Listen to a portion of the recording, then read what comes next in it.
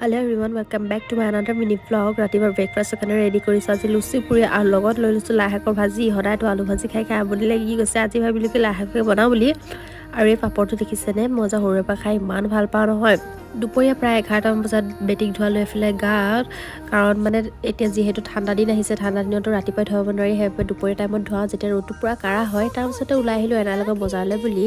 বজাৰলৈ আহি থকানো কিমান দেখুওৱা, সেইবাবে ইমান এটা দেখুওৱা নহ'ল। তাৰপিছতে ঘৰলৈ আহি খালোঁ ভাত, আৰু ভাত খাই মেলি অলপ সময় শুই উঠি এইফালে খালোঁ প্ৰসাদ। এনাইহে ওলাইছিল দৈ লৈ আনিছিলে ওচৰৰ বছৰিকা সকাম এখনৰ পৰা।